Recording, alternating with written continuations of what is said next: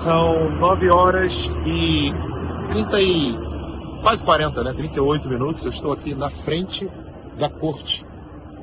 Essa aqui é a United States Courthouse, aqui de Orlando. Eu estou em Orlando, na Flórida, vocês podem ver aqui. E não tem como entrar, mas é aqui que está acontecendo já a audiência do Felipe Martins online, porque ele não pôde vir aos Estados Unidos para iniciar uma investigação sobre quem falsificou os documentos do Felipe Martins. Quais são as consequências disso? A investigação vai acontecer, ela já iniciou, na verdade, não é que ela vai acontecer, ela já está acontecendo, já deu início. As pessoas envolvidas na falsificação serão reconhecidas, punidas de acordo com a lei americana, e o Brasil inteiro vai descobrir quem foi a pessoa que falsificou o documento do Felipe Martins. Diferente do Brasil, aqui nos Estados Unidos você pode não somente descobrir quem é que começou a fazer todo esse processo de falsificação de documentos, mas a gente vai poder conseguir entender todo o desencadear, quais são as conexões dessas pessoas e por que elas fizeram isso. É um momento muito importante para o Brasil, porque uma pessoa ficou presa por uma falsificação de documentos que foi dada a um jornalista brasileiro, tudo mentira, todo mundo sabia, ele não havia saído do Brasil, há comprovantes de que ele ficou no Brasil, ele não voou no avião presidencial, e é aqui que nós iremos descobrir tudo o que aconteceu com o Felipe Martins e a Suprema Corte brasileira, que está querendo persegui-lo e prendê-lo de modo absolutamente desonesto. É isso. Alan dos Santos, para a Timeline. Ou seja, o que está em jogo aqui agora, Lacombe? O Felipe Martins, ele estava no Brasil após a passagem, né, do Bolsonaro para o Lula, ou seja, após o dia 1º, ele continuou no Brasil, e quando teve aquela baderna lá no 8 de janeiro, na Praça dos Três Poderes, ele estava no Brasil e não saiu do Brasil. E aí, o Bolsonaro já estava nos Estados Unidos, a imprensa começou a dizer que o Bolsonaro é por trás disso, ou coisa do tipo, insinuando, né, que o Bolsonaro incitou as pessoas. A Globo News, durante horas, no dia 8 de janeiro, ficou dizendo que o Bolsonaro era o responsável, porque ele não podia ter incitado as pessoas, ele não podia ter falado nada. Inclusive, você tem gente que fala assim, não, o Bolsonaro tinha que ter dito para as pessoas irem para casa, etc. E ele simplesmente viajou.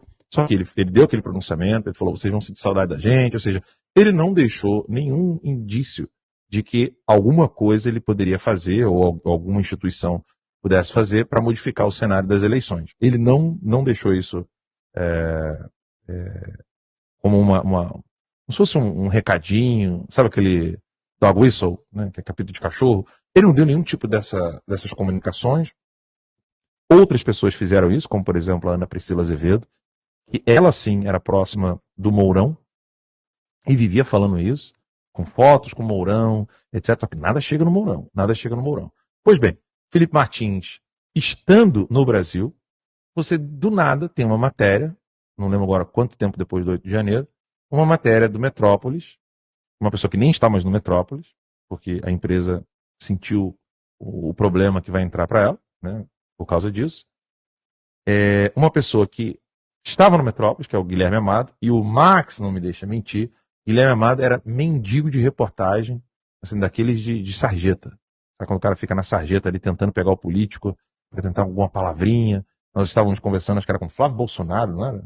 Sim. Era o Flávio Bolsonaro, e ele implorando para ter entrevistas e tal. Depois o Flávio Bolsonaro, burro que era, porque o Flávio, pelo amor de Deus, não, se tem um troféu de burro ali, é o Flávio. O Flávio acabou dando várias entrevistas para o Guilherme Amado, inclusive recentemente.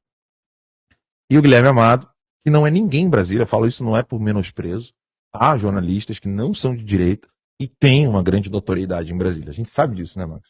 Jornalistas que são respeitados, né, que não são de direita, pessoas às vezes até abertamente de esquerda, mas que têm uma certa autoridade em Brasília. Guilherme Amado não é um desses. Ele é um repórter, e eu não estou usando o termo repórter aqui como um termo de menosprezo. Ele não é um editor, ele não é um apresentador, ele passou a ter um programa de entrevistas ali, inclusive entrevistou o Flávio, mas ele nunca teve um programa de entrevistas, enfim.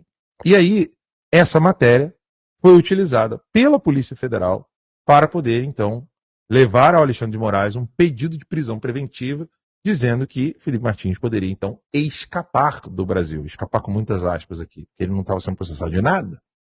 Nada, não havia uma acusação contra o Felipe Martins. E aí, Felipe Martins, que estava no Brasil, não saiu do Brasil, foi pego em casa. Né? Ah, não, porque ele poderia, então, segundo a matéria, ele foi no avião presidencial com o Bolsonaro. Bolsonaro disse recentemente em entrevista. Por que o Alexandre de Moraes, então, não chamou a mim como testemunha para perguntar se ele estava no avião presidencial ou não? Alexandre de Moraes não chamou. Não é um julgamento, a gente sabe muito bem disso. Nós temos uma juíza aqui hoje conosco.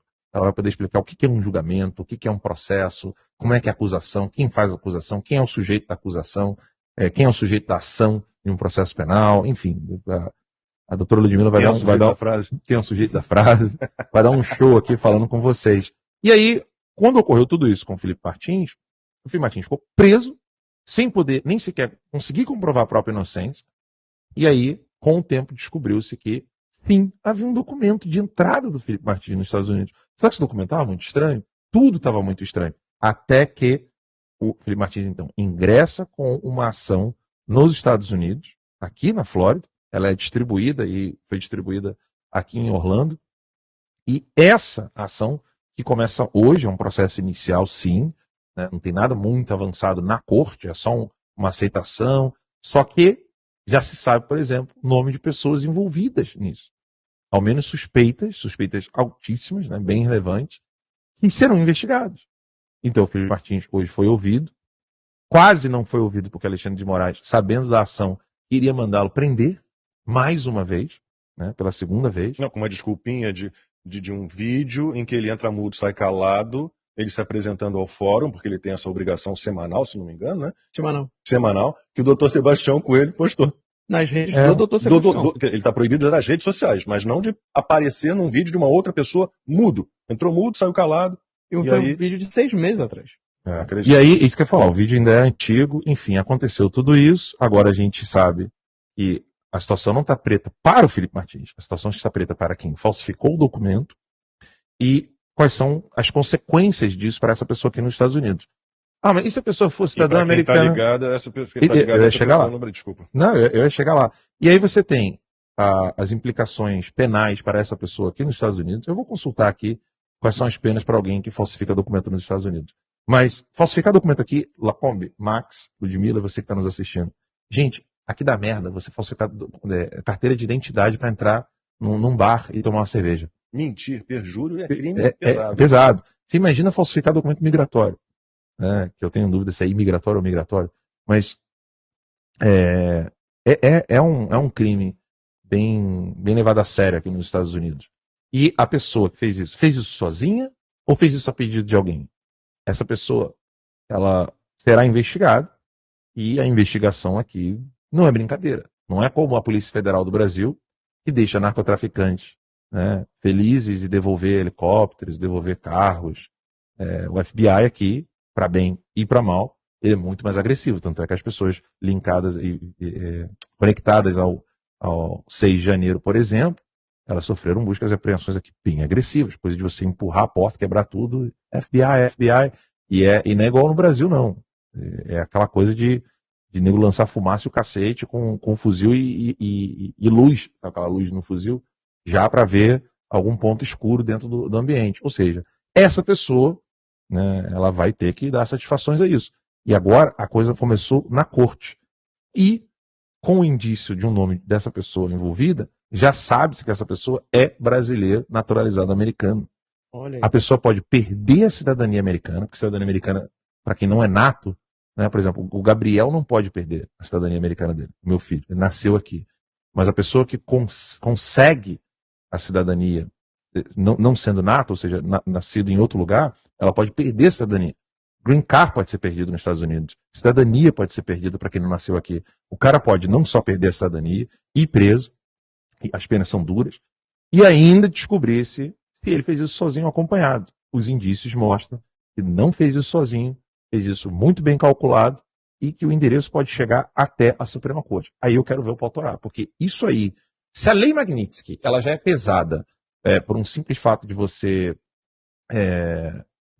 aplicar a censura, por exemplo, um direito humano fundamental violado, você imagina quando a censura é acompanhada de prisões ilegais, inconstitucionais, envolvendo agentes americanos, ou seja, pessoas nos Estados Unidos, dentro da máquina burocrática americana, para poder violar documentos de pessoas que não entraram nos Estados Unidos, dizendo que essas pessoas entraram e assim aplicaram uma pena inexistente, né, de um crime que não existiu no Brasil.